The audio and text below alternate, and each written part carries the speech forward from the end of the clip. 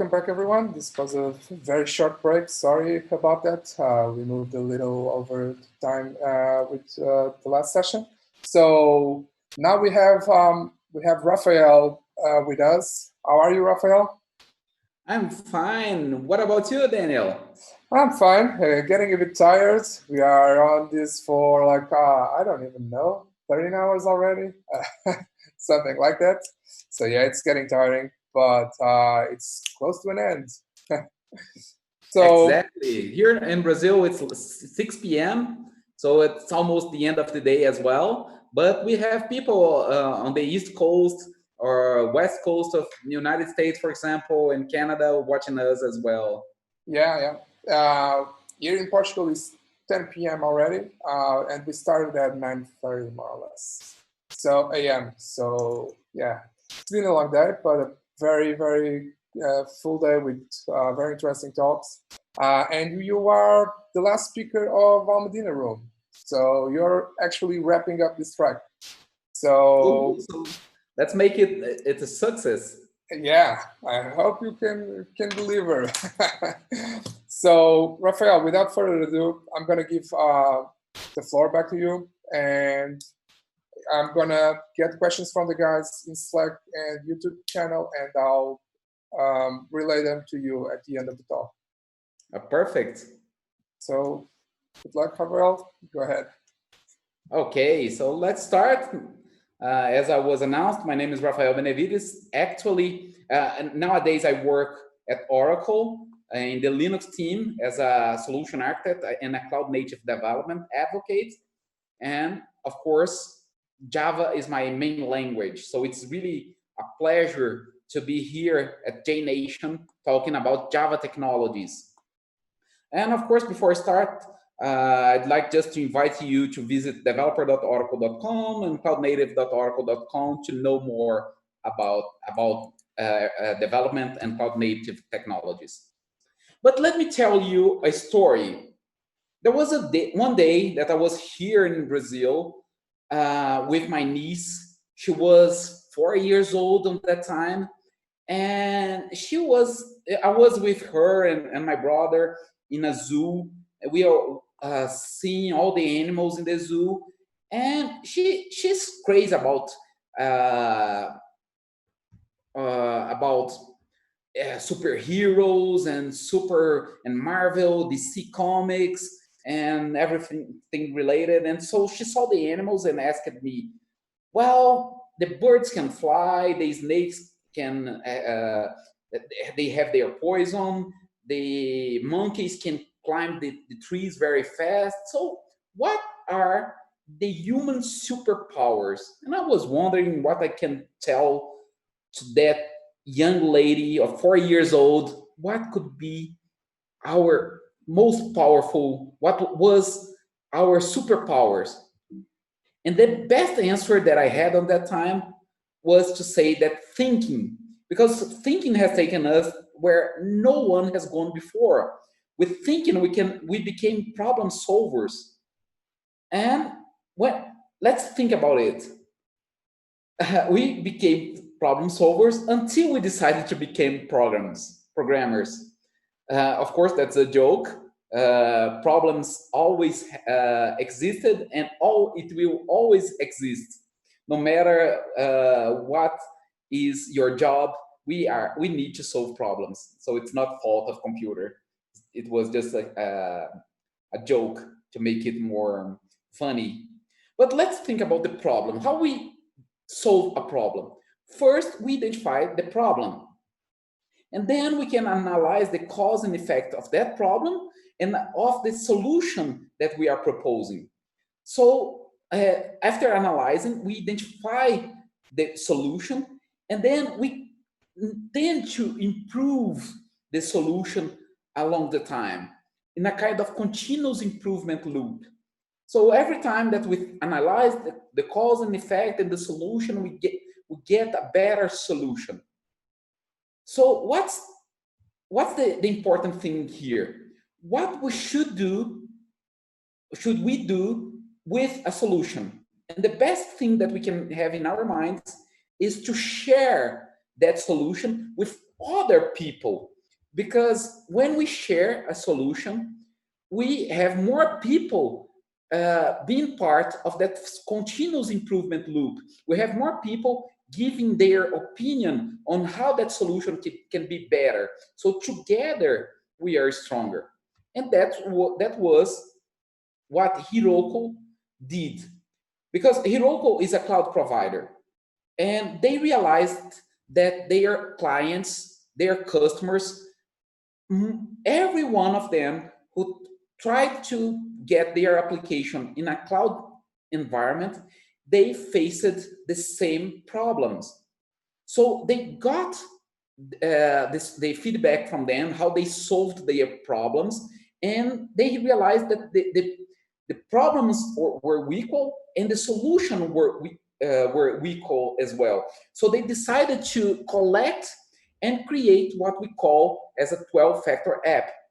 It's a mix of a methodology and a manifesto of best practices and principles to produce cloud-native application. And they placed this solution in this website here, 12factor.net. If you go there, you will see the introduction, the background, how it was created. This is the story, how the Heroku decided to create the 12-factor manifest. And it's divided in these 12 factors here that I'll present to you in a kind of journey. If we see the site, the website, we will see code base, dependencies, config, backend service. But what are them? What does it mean? How can we use those factors to produce a better cloud native application? So we'll do a journey together, okay, starting by code base. If you realize here, if you open each one of the factors, you will see the name, the title, you see a small description and the complete explanation and an icon for that factor. So that's what you see here. So code base, one code base tracked in a revision control causing many deploys. Okay, that's fine. But what does that mean? Well, it means that you should use a version control, but use it in a right way. It's not a matter of only using a repository. But what is using version control the right way? Well, for each repository, you will have a single app or a single app package that will be deployed in many environments. What kind of environment? Development environment, staging and testing environment, and production environment. So what you should not do, well, I see some, for example, some companies that they develop new features in a repository and bug fixes and security fixes are in another repository for QA and production. Of course, that will cause a problem because this code base, the application is the same and the code base are different and they are being tested in a different fashion. So when you integrate both repositories to test them, it will cause merge conflicts. So do not do this. It's one single repository for a single app. Another thing that people does wrong related to code base is have one single base for every single application of your company. That's wrong. You should not mix the history of and commit history and the tracking of the source code of the application 1 with the tracking of the source code of the application 2 and 3. We should not use the master repo. Okay, that's wrong. And that's what I have here in my GitHub hub that I will use for this demo purpose. Okay, so I have my repository called 12-factor app. It only contains a single app that we will use to deploy and demo the 12 factors, okay? What is the 12-factor number 2? Dependencies. Explicitly declare and isolate dependencies. What does it mean? Well, it means that you should not store libraries installed inside your source code. Your Git repo should have only sources. You should not store jar files. If you are using Node, you should not store the Node modules folder. Every modern language allows you to declare dependencies. Because this is a Java application, you can see here in my POM XML that I have declared all dependencies here. I don't have inside the source code, inside the repository, I don't have Vertex Core stored, I don't have Vertex Web stored, I don't have the MySQL driver stored, okay? I use a package manager. And as I said, every modern language they have their code manager, their package manager.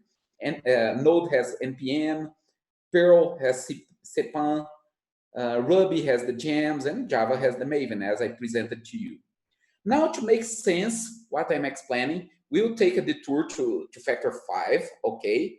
And then we'll return later to 3 and 4. And I'm going to 5 first, because 5 tell us about build, release, and run. It strictly separate build and run stages. So to create a release, we need to get the source code and build, and get the configuration and place it in a release. So the idea here is that you have different stages. So what's the purpose? Who will do the build stage? The build stage is performed by a CI tool like Jenkins, GitLab, or Travis. And what we will produce in a case of a Java application? Well, we will produce a WAR file or a jar file, because we want to avoid it works on my machine. The next step in the build, release, run is use a CD tool that can be used for continuous deployment or continuous delivery. And what we will deploy nowadays? We will deploy a container image. Why? Because with an image, it's easier to perform deployments, updates, and rollbacks, because we have everything inside the container. And plus, note here that every release should always have a unique ID. And releases should allow rollbacks. So nothing better than using a container image for that purpose. Because every time that you build a new container image, it generates a new ID for that image. And finally, when we will run in a platform that executes containers. We will run a container instance. And why we will use container? Again, because of the speed, the management, and the orchestration. So let's see that happening with this application here. First, I have my source code here. If I want to build, I can invoke Maven, right? That will generate my jar file. And that was my first stage. Then the next step will be, let me point my Docker host here to my Kubernetes cluster, will be release. Release what? I will use a Docker image that will release an image tagged as Rafa Bene, my app 1.0. Note here that I have kubectl get pods running on the dev namespace. There are no resources yet deployed. Only when I execute the run stage is that the deployment will be created and my application will be created and will be executed. Now I can start consuming the application that is online. Note here that I presented 3 different stages, but they should happen in the same pipeline. If you are using a continuous a CI/CD pipeline, they will be different stages of the build. So the first stage will build the WAR, the second stage will be build the image, and the third stage will be release that image on production, just like I did here, step by step, just for clarification purpose. Okay?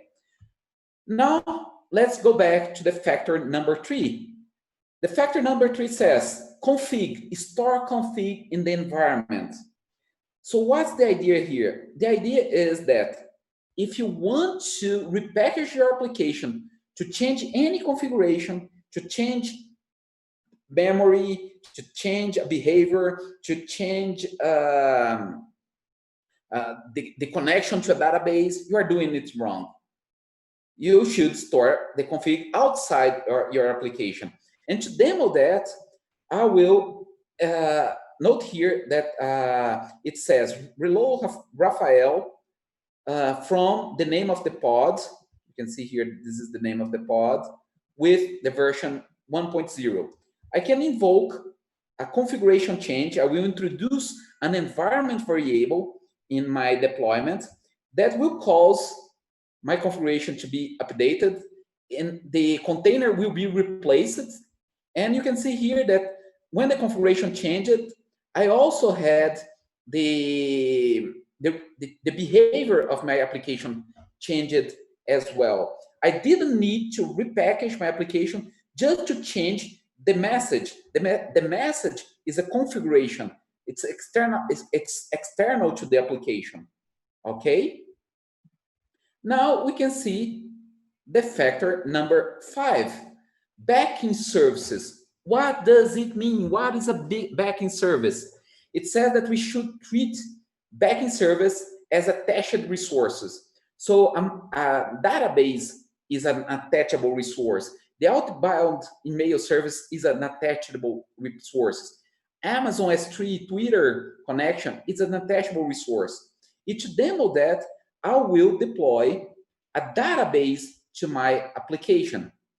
So I will use here backing to create a MySQL database. You can see that it will start the deployment of MySQL, and also will configure my container to point to a database. So I can consume the database endpoint here.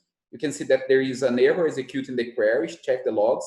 That's because the table is empty. There's no table yet. So I can populate the database. And once that I populate, I can see the result here. If I use Kubernetes, kubectl, get deployment in the namespace 12-factor dev, and the deployment my app, and the output as a JSON file. Oops. Output as JSON only once. I can see here that I placed using the factor number 3 config all the information. Where is the host of the database? It's MySQL. What's the username to connect to that database? What's the password? What's the database? Okay, so I mixed here the factor 4 and 3 to attach and configure how I can use this resource. Okay. Now let's take another detour to factor 11 and 12 because they are really simple, and then we will return to the factor 6 later. Perfect. Factor 11, logs. What does it mean? Treat logs as event streams.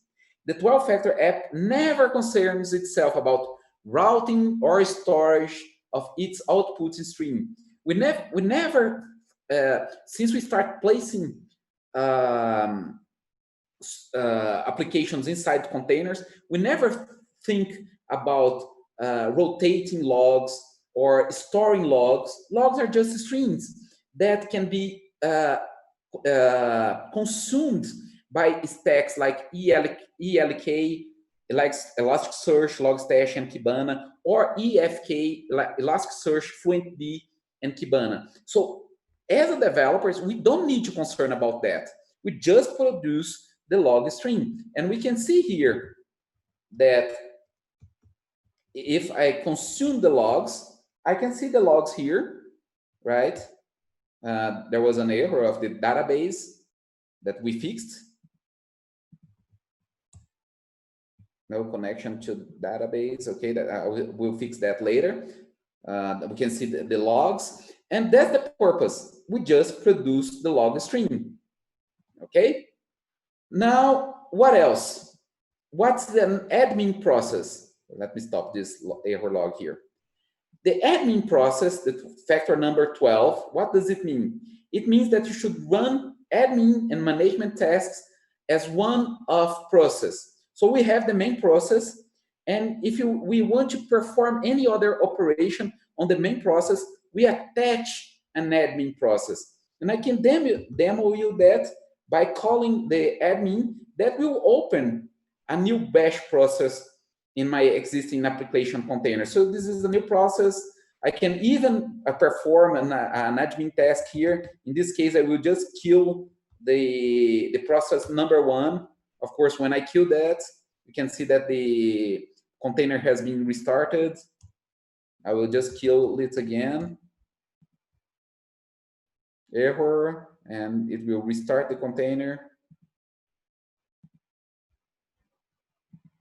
And that's how you can see that I performed and maintains. This kind was a bad maintains, of course, on my main process using the bash process that I opened later. Okay, let's see if this is running. Yeah, the application is back again. Okay, now let's go back to the factor number 6. Things that start to get interesting here, because the factor number 6 says processes. And what does it mean, process? Execute the app as one or more stateless process. 12-factor processes are stateless and share nothing. We should never store state inside your application. Why? Because we are using containers. Containers are ephemeral. And we can have multiple replicas. Here I have just one replica, but I can have dozens of replicas running, and every time Kubernetes will send me to a different replica. We will see that later. If we store state inside that container, there is no guarantee that when I am connecting again, I will fall at the same container and my state will be there. So store your container out, your state outside, even the HTTP session. Okay, there is information here very precious about stick sessions. Okay, I would like to make it clear. Some web systems rely on a stick session, that is caching user session in a memory of the app's process or inside the container, and expecting future requests from the same visitor to be routed to the same process. Stick sessions are a violating of a 12-factor and should never be used or relied upon. Session states is a good candidate for a data store that offers time expiration such as Memcache or Redis. Okay, I like to clarify that because everyone thinks that having a state inside the container is a good thing. No, it's a bad thing. Okay.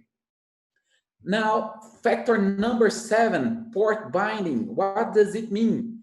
Export services via port binding. The 12-factor app is completely self-contained. For example, I have here my application is a Java application running on port 8080, but I should be able to expose the port 80 to the external world. The same thing is for the database. The default port of MySQL is 3306, but I should never rely on the port 3306 because I can have multiple replicas. I can run, of course, Kubernetes takes care of that for us, but I should not depend on the service port. And to demo that, look here, kubectl, let me just turn here. kubectl get service, describe service MySQL in the namespace 12-factor dev.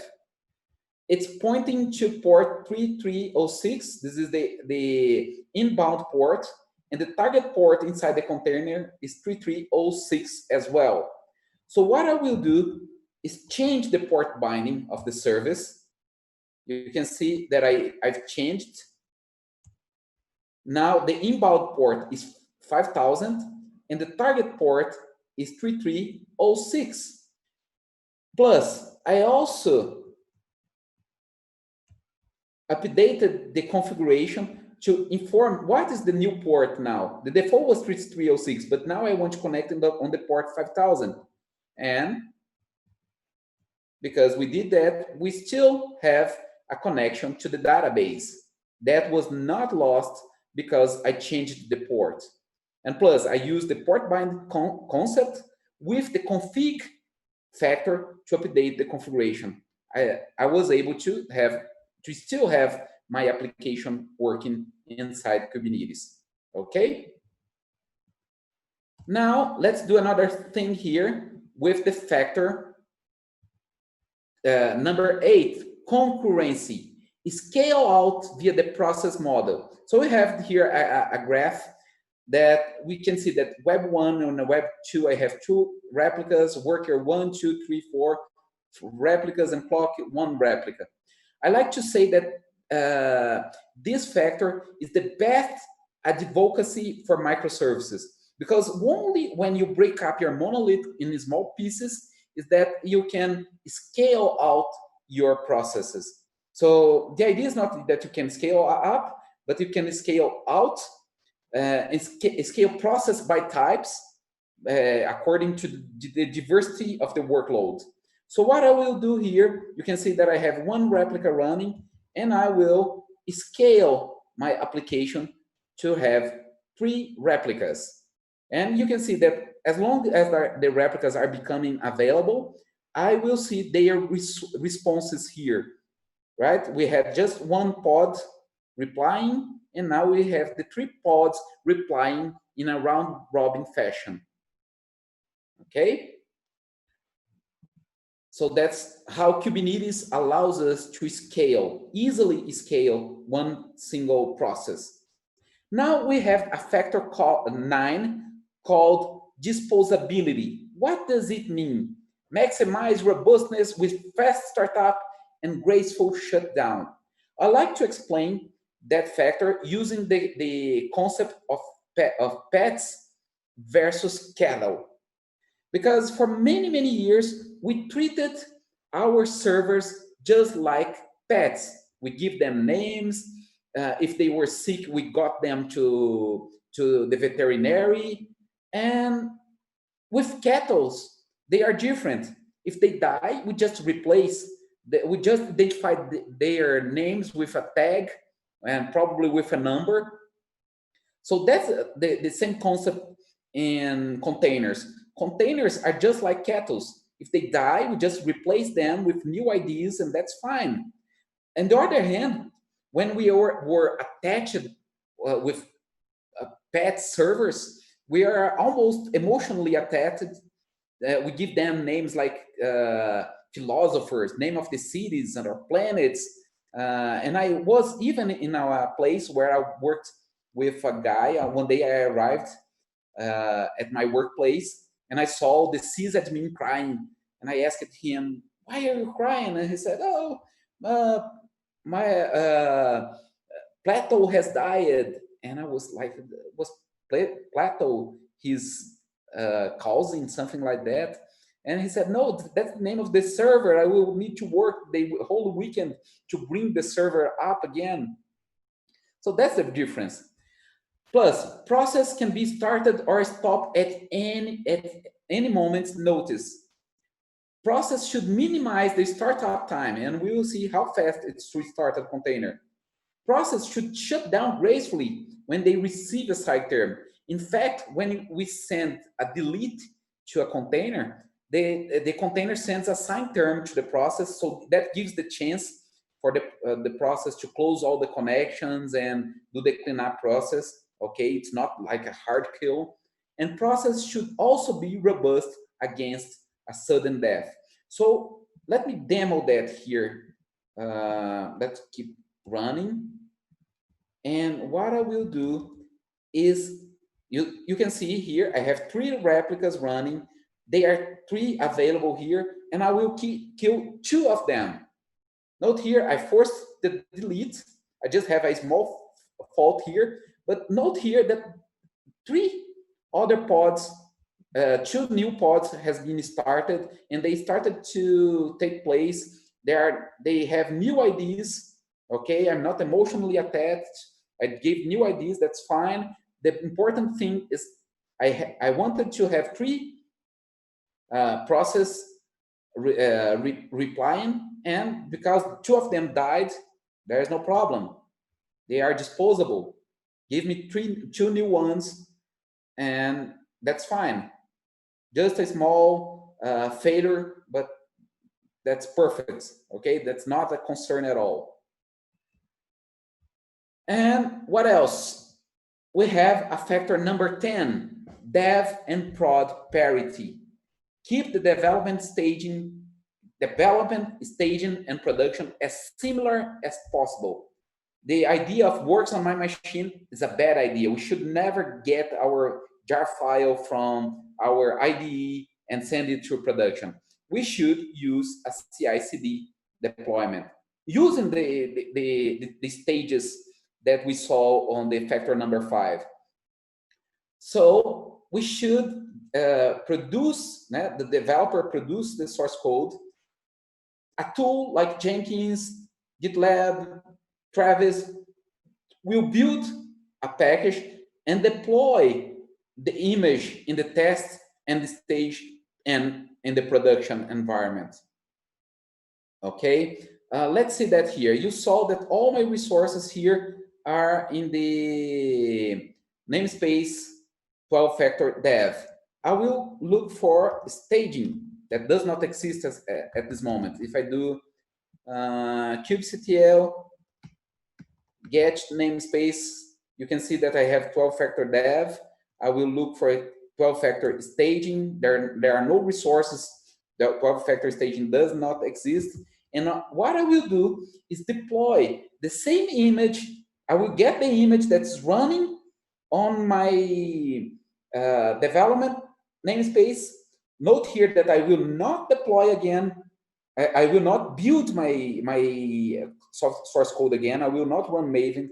I will not run Docker build anymore. I will just get the same image and port it to the staging environment.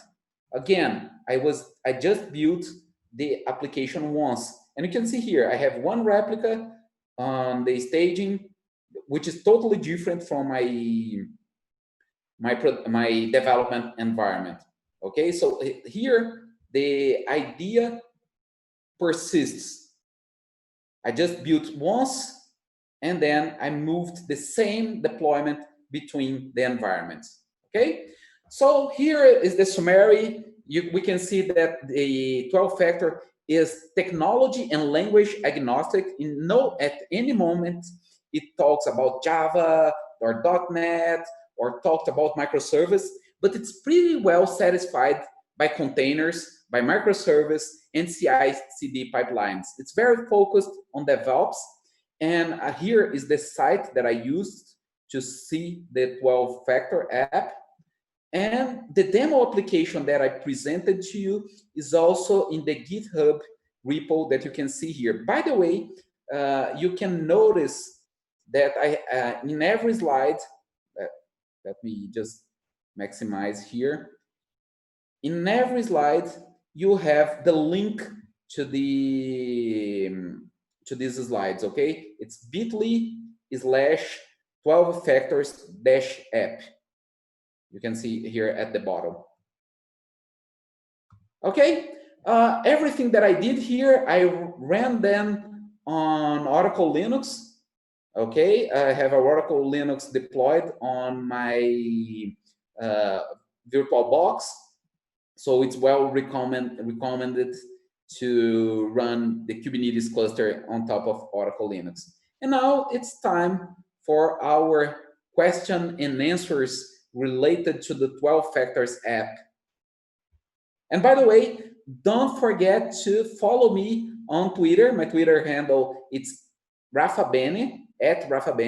There you can see me bringing news about Java development, about cloud-native development, and how to use Java inside the containers and Kubernetes and everything related like serverless and service mesh.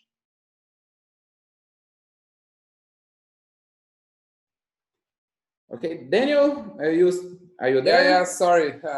Was trying No to click mute or unmute in this case.